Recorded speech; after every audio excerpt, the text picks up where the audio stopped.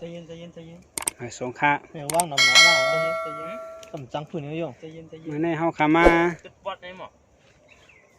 ไม่เท่าหรอกใจเย็นใจเย็นไรมาไก่เขาเนี่ยไรไก่มาโตในเขาเนี่ยโอ้มาอยู่ในป่าเนี่ยมาอยู่ในป่าเขาเนี่ยเอาของวันข้ามมันไผ่น้ำมันหยอดไผ่ลูกนะ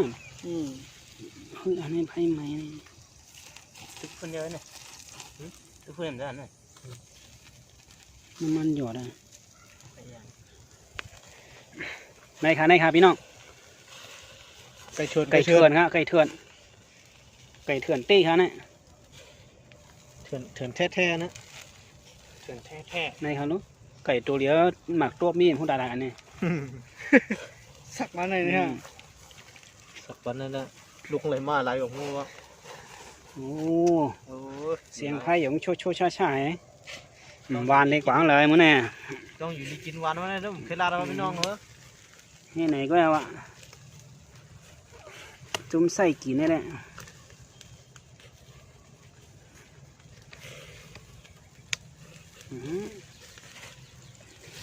น้ำติดหยดนะเนาะมันว่าน้ำมันออก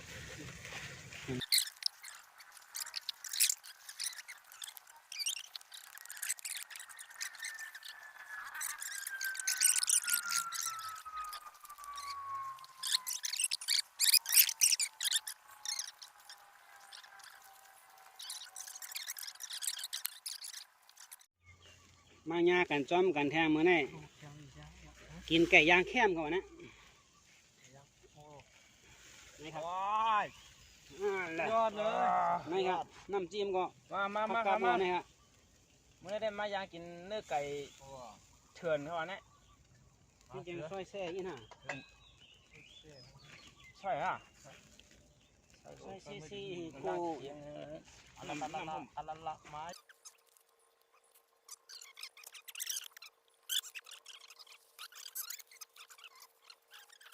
จิ้มตัวแล้วครับ3 เดือนเนาะไม่โอ้อันดูต้องน้ำจิ้มเหมือนกันไหมไม่ครับพี่น้องไก่ย่างครับไก่ย่างโอ้นี่ครับซอยแล้วครับยอดเลยให้แนวนี่หนาเนี่ยเลือกเลยเกี่ยวกันเลย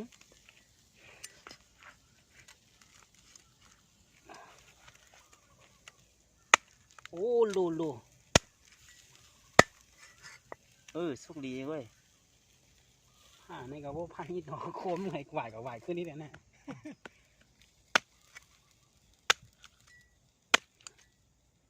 โอ้เจ้าไรยอดเลยโอ้มาครับพี่น้องมากินน้ำกันเด้อพี่น้องแซ่บไก่ย่างนักป่าค่ะอันนี้เดี๋ยวมันจะไก่ย่างนักเบี้ยเขาเนี่ยโอ้ลูกโอ้โหกินฟูเนี่ยนี่เลยหนูโอเคมาข้าวเหนียวไว้นี่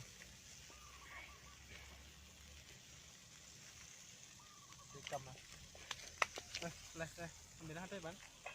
มึงจำสู้ก็ได้ตัวอะไรเนี่ย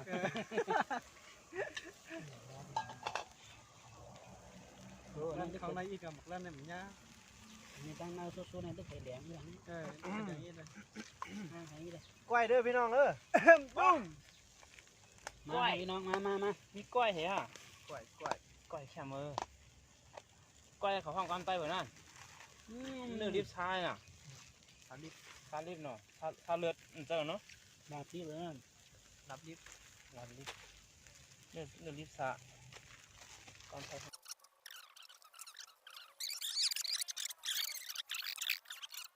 มาเด้อข้าวเหนียวมาค่ะพี่น้องมันได้ยิบใส่หน่อยยิบอะไรก็ได้ยิบอะไรน่ะยิบหน่อยมดหน่อยอันหนาหน่อยอันหนามือเดือดเก่ายิบอะไรก็ได้น้อยสงคราทานเตี้ยงก็ยิบลงหน่อยลูกไม่ค่ะน้ำจิ้มมาพี่น้องชุกเลยเนาะในวันน้ำยาเขานะ เ เหลเถื่อนตั้งวันเผื่อเราดีได้มากกินเท่านั้น กินได้นี่ก้อย อ๋อนั่นแหละกระตานะ รอดตามด้วยกล้วยเนี่ยหวานกล้วยเนี่ยอะไรครับพี่น้อง แม่เนี่ย เขามาใส่ให้อยู่นอกเลยฮะเขา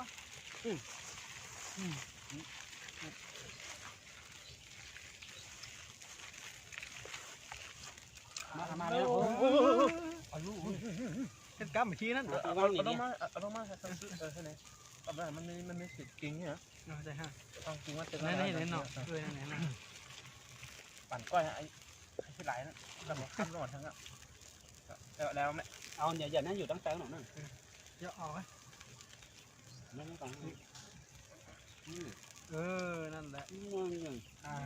กำเนี่ยโอ้ในโลกนะปุ้งไข่หมดได้ถึงกล้วยยางนะ มากูก็มา ผมก็แข็งเตะ น้องอย่างนี้พี่น้องนะ อ๋อหลักจะไม่ได้นะ ก็ได้มา ไม่เนี่ยแค่ไหนเนาะ มองที่นั่นนะ มาส่งข้ากูก็ข้ามาส่งข้า ก็มา มากินข้าวจำเมาค่ะ เป็นมั้งเนี่ยใช่ไหม อันนี้เป็นลาบดิบค่ะเนาะลาบดิบค่ะเนี่ยใส่ดีเอ๊ะ เจ้าเขาอยู่จำไพ่หนังย่างข้าวเหนียวมันไม่ฮัดเป่าเลยเนี่ยข้าวเหนียว อัน ไม่ นี้เป็น เก้าขึ้นเนาะ ไก่ย่างลำครับไก่ลำย่างเนื้อไก่ลำครับพี่น้อง ถึงวางแล้วเนี่ย ไปเที่ยว ถึงวางเนี่ยนี่ครับ ดูกับโฉบหัวหวานครับมา ร้อนๆค่ะช่วงวันพี่น้อง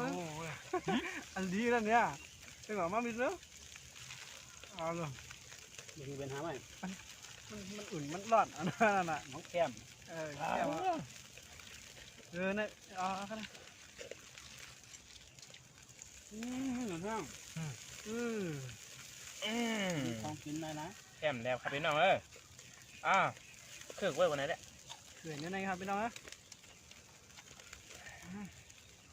ออก มากูก็มา ว้าวอัดรวมไหมมายังอ่ะ หวานด้วยเนาะหวานในที่สมัยเฮ็ดนะ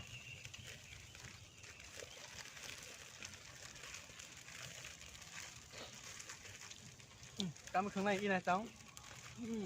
แค่มัน แก้มนี่หน่อยมั้ง แค่มันเยอะ หัวตัวชอบในแหลมแรงในกินตับเลยปัดก็ปัดต้องไก่เลยเชียวมาพี่น้องนี่หยิบไปลูก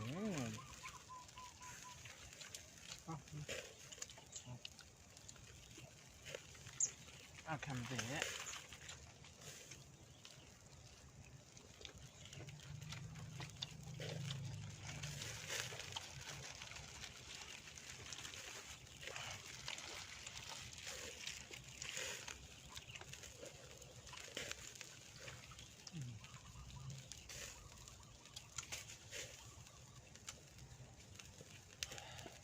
อันนั้นสุกเดียวแค่ไหนไหนยิ่งเงินหน่อตัวนี้ยังดีหมดเนี่ย อันนี้เป็นไก่เลยฮะงู โบ้โบ้หรอ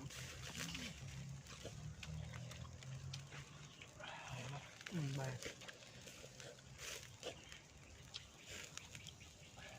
มาครับคุณน้องมาเสียวกัมยี่ไหนก็อะไรเนี่ยนี่สุกดีเลยสุดน้องกิน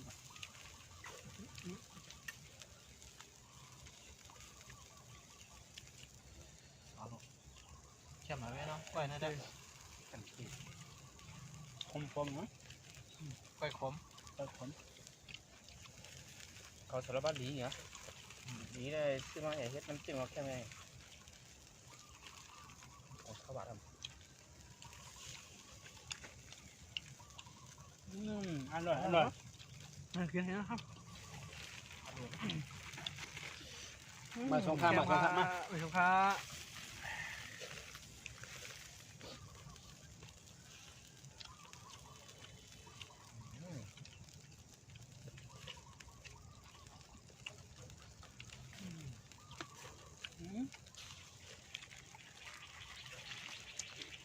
เดี๋ยวเราหมักกินนะ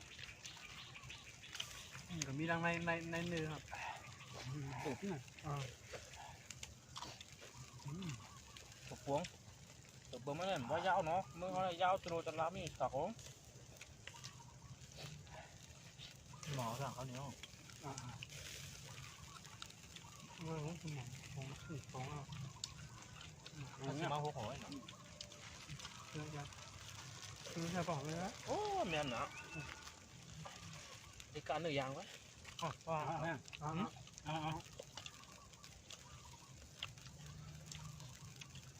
ข้าวเหนียวมันก็ให้อุ่นเนาะกินก็ได้นี่ครับพี่น้อง กินให้พี่น้องวะตั้งเพียตั้งใหม่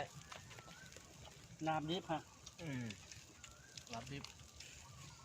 อันเดือดผมย่างเนาะ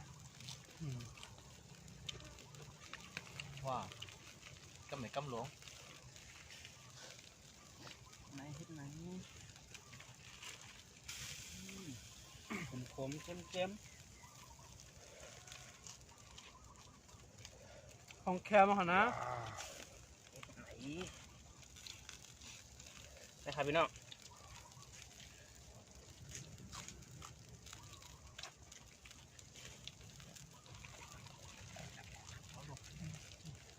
นี่มาเต็มหมดมากำหังมาดีเป็นกำหังมาเจอ เอามากินนะ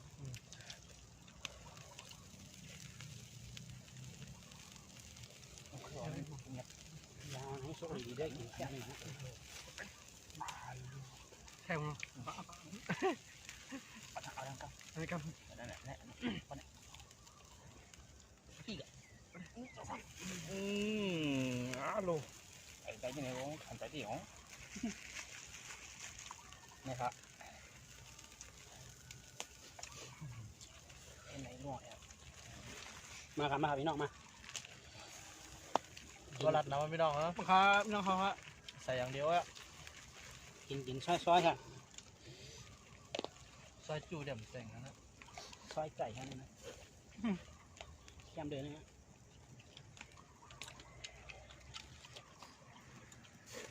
น้องแคมมา หลวงย่าซอยสู้จากอีสานเนี่ยมาเอายางอยากที่ไหนได้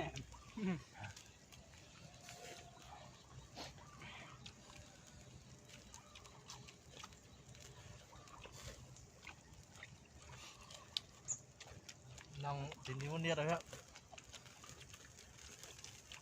ด้วย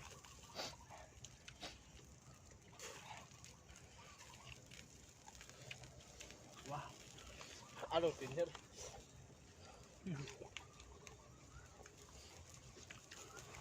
โอเคจัดไปพี่น้องเอากลับไปเนาะ น้ำจิ้มเนี่ยว างนั่นเนี่ย ไหนอ่ะโอเคในคนนี้ขึ้นในตอนนี้เนี่ยในครับพี่น้องหนังในโคเย่าเขาเนี่ยหนังไก่โค หลอกหนังมันไกลขนาดไหน บอกหนังโคเขาเน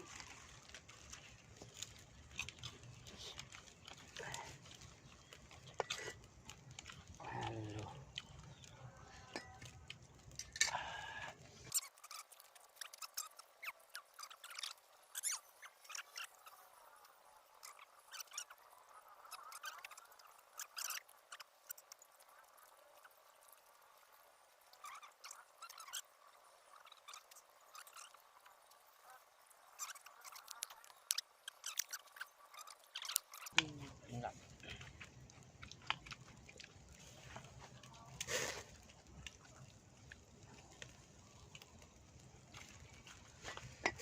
เย็นเดียวพี่น้องเหรอ นั่งในเลี้ย